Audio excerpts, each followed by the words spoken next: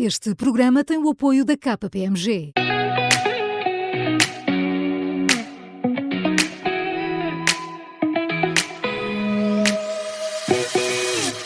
Ora viva, sejam bem-vindos. A tecnologia entrou em cada canto das nossas vidas, sejam elas pessoais ou profissionais, e importa por isso entender as suas tendências mais relevantes. Por isso convidámos Luís Lopes, CEO da Vodafone Portugal, que se junta neste episódio a Diogo Eloy de Sousa, é Partner de Advisory para o setor das telecomunicações, mídia e tecnologia da KPMG Portugal, que vão obviamente falar das evoluções mais próximas do setor tecnológico. Eu sou o Paulo Ferreira e este é o GPS, Gestão, Pessoas e Setores, um podcast do Observador, em parceria com a KPMG. Sejam bem-vindos, ambos. É um gosto tê-los aqui neste GPS. Viva! Como sabem, este nosso podcast tem 3 segmentos que nos conduzem pela nossa conversa, neste caso pelo setor das telecomunicações, através de um número relevante, de uma ideia presente ou de futuro e de um protagonista decisivo. Luís Lopes, começando por si, vamos começar pelo número. Qual é o número relevante que escolhe aqui para este pontapé de saída? Começo também por agradecer o convite, é muito prazeroso estar aqui, participar neste podcast. O número que escolhi é 1 bilhão. 1 bilhão que representa 1 bilhão de euros, que representa o investimento que a Vodafone fez nos últimos 4 anos em Portugal. E também, por coincidência, é um número próximo do investimento que o setor como um todo fez no último ano, em 2023. Estamos a falar de 1 bilhão à portuguesa, 1 milhão de milhões. 1.000 milhões de euros de investimento feitos em telecomunicações em Portugal. Certo. E porquê que isso é importante? É um setor que dá a ideia que vai funcionando, as redes estão a funcionar, mas o investimento é constante. Escolhi este número porque, para ilustrar que as telecomunicações não chegam sem um esforço muito grande de muitos profissionais e de recursos financeiros significativos na construção, desenvolvimento de infraestruturas, porque sem as quais não é possível prestarmos os serviços de telecomunicações que são prestados em Portugal. E aqui deixo-me dizer que também, quando comparamos a qualidade das nossas infraestruturas com as infraestruturas, em particular na Europa, Portugal tem razões de se sentir bastante orgulhoso. Temos das melhores redes móveis comparativamente com outros países na Europa, tanto em termos de cobertura como em termos da qualidade das próprias redes. E também fruto de muito investimento feito ao longo dos últimos anos, temos das melhores percentagens de cobertura por redes de fibra óptica no país. Em particular, quando comparamos com outros países, e alguns deles até países como, por exemplo, a Alemanha, Portugal tem razões bastantes para se sentir orgulhoso. Portanto, não é por falta de infraestrutura que nós não avançamos mais em termos de telecomunicações. Diogo Eloy de Sousa, o grande investimento estrutural do setor terá sido nas redes 5G, a tal nova geração de redes móveis, que nos prometeu na altura, e quando se falava muito do 5G, de uma série de valências e de funcionalidades que iam levar os negócios e as nossas vidas a outro nível, se quiser. Já estamos em condições de tirar partido, ou já estamos a tirar partido dessas vantagens do 5G? A resposta direta é sim, sem dúvida. Toda a introdução de nova tecnologia tem sempre um processo de evolução e maturidade e, portanto, para além dos investimentos significativos que os operadores têm estado a fazer, e são realmente significativos, são massivos, e já agora, uma primeira provocação, há ainda muitas incógnitas de onde virá esse retorno. Esse retorno terá que vir dos próximos anos. E como virá esse retorno, ainda há algumas questões. Não é seguro ainda? Ainda não é seguro, mas já lá vamos. Pensando primeiro, porque é que este é o momento em que eu acredito, nós acreditamos, a KPMG acredita também que vamos acelerar. Durante estes primeiros 4 anos, 3, 4, 5 anos de adoção da tecnologia, teve-se a trabalhar num conjunto de aspectos que são fundamentais para depois a sua adoção em escala.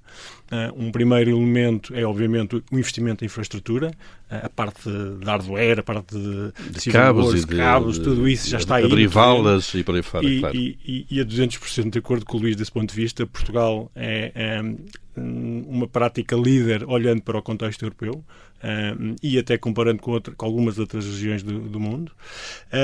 E todo o ecossistema do setor teve-se a preparar, estabilizando estándares de interoperabilidade, colaboração. Quando se fala do 5G, e os benefícios futuros, há um impacto muito grande no mundo empresarial. O mundo empresarial é um mundo complexo, é um mundo em que qualquer análise de uma cadeia de valor tem linhas e dimensões umas por cima das outras que vão ser impactadas pela introdução de tecnologia. E, portanto, algo que era essencial fazer era estabilizar esses estándares. Hoje há um conjunto de novos estándares que vão continuar a evoluir, seguramente, mas já estão a um nível de maturidade bem interessante.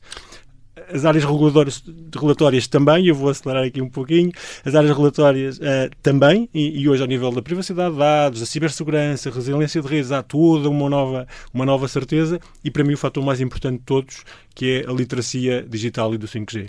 Claro. Nós hoje, quando interagimos com os nossos clientes, imagino eu, e o Luís poderá confirmar ou não, a primeira parte da reunião já não é o que é isto do 5G. A primeira parte da reunião, eu quero adotar o 5G fazendo isto e aquilo. Claro, quando já falo sabe com o engenheiro de produção, para quê também. já sabe para quê. Claro. Deixe-me só, antes de passarmos ao nosso segmento seguinte, Luís Lopes, a questão do retorno deste investimento. Não é seguro ainda para as empresas que vai ter e quanto vai ter? Há uma incógnita grande, e concordo com o Diogo, há uma incógnita grande de como é que, em particular, estes novos investimentos que foram feitos poderão traduzir-se de forma rentável. Não é claro, existe, no entanto, um dado importante, que é, nós acreditamos que, em particular, o 5G, que foi aqui o tópico, é um elemento estruturante no processo de transformação, de digitalização das empresas, em particular, das indústrias, da economia, e que a competitividade de uma economia vai ser, em grande medida, fruto da capacidade de inovação e de transformação que essa mesma economia tenha. E, portanto, nesse sentido, esse processo de transformação poderá, eventualmente, ser uma das componentes importantes para tentar rentabilizar desse retorno. Esse investimento. Deixe-nos pegar nisso precisamente, isso leva-nos a uma das grandes mudanças, aliás, que é a ideia deste episódio, daqueles 3 segmentos, que é precisamente a transformação digital sustentável. Diogo Eloy de Sousa, o que é que isto significa na prática? É difícil sempre definir, principalmente quando olhamos para 3 palavras que por si só, cada uma delas já é complexa. E cada uma delas é um universo. É um universo, claro. Não é? Mas de forma, e procurando simplificar, que é essencial neste mundo da tecnologia, eu diria que é sermos capazes de incorporar tecnologia nas cadeias de valor das unidades empresariais. Cadeias de valor tanto ao nível da interação com o cliente, cadeias de produção, cadeias de distribuição e logística, todas essas cadeias de valor, incorporando tecnologia de forma eficiente, portanto, ser capaz de fazer cada vez mais, com cada vez uma utilização mais otimizada de recursos, gerando cada vez outputs mais, com mais valor agregado. E valor agregado em 2025 é customização, é coisas específicas para cada um de nós, ser capaz de cada uma das cadeias de valor de produção, ser capaz de endereçar as necessidades específicas de cada um dos seus clientes de forma muito atómica. E todos estes aspectos são essenciais que sejam feitos de uma forma em que seja sustentável. Sustentável quer dizer respeitar princípios ambientais, princípios de equilíbrio social e princípios também de boa governança, o famoso ESG. Claro, sustentabilidade financeira também. Claro. E com isto, naturalmente, a sustentabilidade financeira virá. Deixe-me só colocar mais um número em cima da mesa, até porque eu levantei aqui um tema de incerteza, mas eu também acho importante dar aqui alguma segurança a todos nós. Nós estamos seguros que o valor agregado pela introdução de tecnologia vai ser materialmente relevante. Estudos nossos indicam que nos próximos 5 a 8 anos estamos a falar de 8 a 10 mil milhões de euros de valor incremental gerado na economia. A incerteza vem quem é que vai gerar, vai capturar, com que modelos de negócio. Claro. Obviamente que os operadores estão muito bem colocados, estando ali no centro das atenções. Claro, Luís Lopes, e de facto o setor das telecomunicações, Vodafone também, está um pouco na primeira linha do fornecimento destes serviços ou destas capacidades às empresas, às indústrias. Se bem que a transformação digital também não é só uma questão da indústria, nem sequer das grandes grandes empresas só. Mas com esse ponto de observação privilegiado, junto dos vossos clientes, como é que vocês definem o estádio em que estamos na transformação digital? Começo por dizer que concordo 100%. Isto não é de todo diria, um processo que vai só impactar as grandes empresas. Exatamente o oposto, até porque o tecido empresarial português não é composto principalmente por grandes empresas, é composto principalmente por pequenas e médias empresas. Este processo de transformação, que é algo que vai não ser só algo que vai ajudar as empresas e a competitividade, acho que vai ser algo absolutamente fundamental e quase existencial para as próprias empresas, porque nós todos vivemos num contexto concorrencial.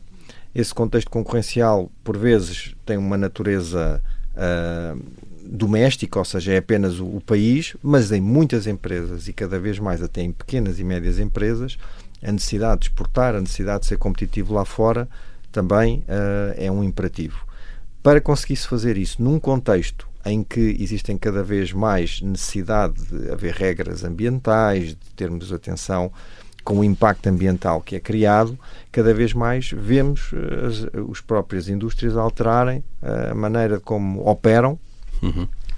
Indústrias, setor público, e posso dar 2 ou 3 exemplos de coisas que parecem muito futuristas, mas que já hoje acontecem, e dizem, por exemplo, e são fundamentais a existência de redes como as de 5G que referi. Por exemplo, em Dublin temos um caso muito que eu acho especialmente interessante, que é as pessoas, quando têm necessidade de um medicamento, podem solicitar um medicamento que é transportado por drone, portanto elétrico, não há impacto transportado aí por drone, ou seja, pegada.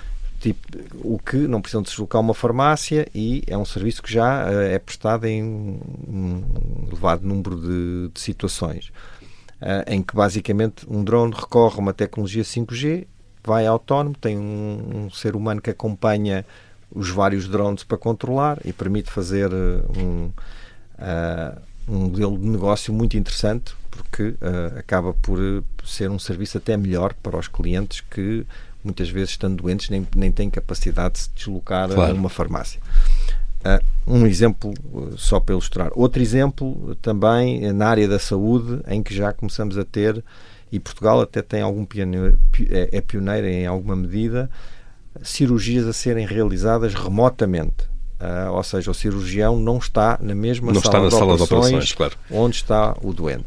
E isso, porque é que isso é possível? Porque estas redes de nova geração têm tempos de resposta entre o carregar no botão, digamos, não é? E a resposta do instrumento cirúrgico de um espaço de tempo muito reduzido, estamos a falar de milissegundos, e isso permite fazer esse tipo de cirurgias com a inteligência artificial. Também é outro elemento importante que está a ser transportado para este processo de transformação. Deixa-me pegar nisso, precisamente, nessa deixa, porque estamos aqui a entrar no último segmento e para falar do protagonista atual já e dos próximos tempos, não é? Que nós escolhemos para este episódio, que é precisamente a inteligência artificial ligada ao 5G.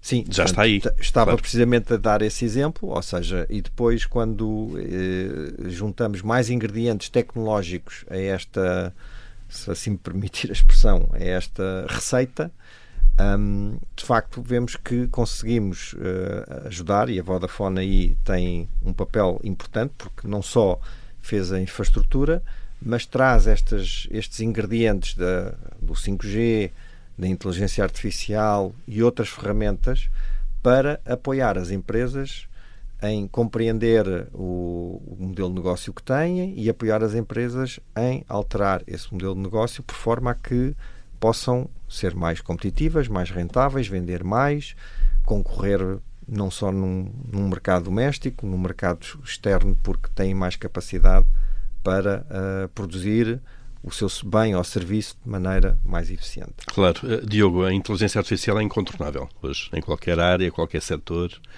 qualquer parte das nossas vidas, de alguma maneira. Já estamos a começar a sofrer e vamos sofrer mais impacto disso. Sem dúvida, em vez do termo sofrer, se calhar, eu diria, certo. vamos beneficiar do impacto. Desculpe, certo. corrigir, Não é o verbo adequado, vamos beneficiar. Não, isto tem pouco a ver com até a forma como nós olhamos para o tema da inteligência artificial. Há sempre uma tendência nos dias que correm, por vezes, de extremar posições, não é? E, portanto, o ponto de partida é essencial. Nós olhamos para o tema da inteligência artificial sempre da oportunidade de fazer o bem. Há imensas ameaças. Mas sempre que há uma disrupção tecnológica, provavelmente há 100 anos, quando o automóvel se vulgarizou, havia não sei quantas ameaças sobre isso. Exatamente. E depois a pergunta é, quem é que sobreviveu? Sobreviveram todos. Não é? E no final do dia todos vamos sobreviver. Isso é certo. Agora, uns vão apanhar a oportunidade, e pode até ser fator de gerar maiores diferenças na sociedade da amanhã, a adoção rápida ou mais lenta da inteligência artificial, mas certamente todos vamos sobreviver à adoção da inteligência artificial. Felizmente os casos de uso são cada vez mais, mesmo nos próprios operadores. Nós não temos noção no dia-a-dia, mas a otimização dos rádios, quando se fala do rádio, a forma como está a ser propagado o sinal pelos vários locais, cada vez mais isto é feito de forma automática, sem envolvimento de qualquer humano, que já não há aqueles centros de operação em comando como havia antigamente, e os robôs, que são robôs em software, estão a salvaguardar que, de repente, há um evento catastrófico, há formas de salvaguardar que temos ali a qualidade de sinal o mais rápido possível, ou manter, ou repor. Tudo isto já está a acontecer. E, portanto, olhando para a inteligência artificial, que é prevalente já nos dias que correm. Nós brincamos um pouco, não há reunião que não se fala, ou a reunião que não se fala sobre isso é uma reunião que não foi completa. Tem que se falar isso, desde o tema da inteligência artificial nas reuniões internas, nas reuniões com clientes, tem que estar a acontecer, porque efetivamente o impacto associado e o potencial de depois desbloquear até o retorno do investimento que tem sido feito estes últimos anos é gigante. Portanto, a tal pergunta como comecei, como é que a Vodafone, este 1 bi destes últimos 4 anos, como é que o vamos ter retorno nos próximos 4, 5, 6 anos, a inteligência artificial vai de certeza fazer parte dessa resposta. Tínhamos capacidade de ser ágeis e curiosos a explorar o potencial dessa tecnologia, termos alguma potencial risco, porque há muitos incertos e, portanto, temos que ir para esse lado de risco. E depois o tema dos capitais, quando eu digo capitais, a disponibilidade de capital para permitir ciclos de investimento será essencial. Para finalizar aqui o tema da inteligência artificial, eu gostaria de referir o papel que os operadores têm tido na literacia digital das PMEs, e isto é algo que nós também acreditamos que será muito importante para o futuro de Portugal. A capacidade que as nossas PMEs, que é um tecido gigante dentro do nosso tecido empresarial, terá que ter de se reinventar. E dentro de um bi de investimento que o Luís referiu, e já agora fica a pergunta, eu acho que não está toda a literacia digital, a formação, capacitação que a Vodafone e outros operadores têm estado a dar a essas PMEs, explicar-lhes o potencial. Fica a pergunta aqui, o endereço ao Luís Lopes, e peço para fecharmos. Eu sei que estamos a terminar, queria só salientar que, obviamente, para além deste investimento e do retorno direto que esse investimento possa vir a ter, o importante é o retorno indireto que este investimento tem, em particular num contexto de competitividade de um país. E, portanto, não queria deixar de salientar que o quão importante é um setor de telecomunicações saudável, robusto, capaz de investir, capaz de garantir que este aspecto, esta camada, este ingrediente base, que são as redes, as infraestruturas de telecomunicações, estão presentes, são competitivas face às que existem noutros países e, além disso, que os operadores têm a saúde para poderem ajudar as entidades, sejam públicas como privadas, empresas, neste processo que aqui descrevemos. Muito bem, um longo caminho sempre a percorrer, com a tecnologia sempre a surpreender-nos. Luís Lopes, Diogo Eloy de Sousa, obrigado a ambos pela presença em mais este GPS, onde nos fizeram aqui um breve, rápido ponto de situação do estado da arte na tecnologia. Este episódio de GPS fica por aqui, voltaremos brevemente. Obrigado.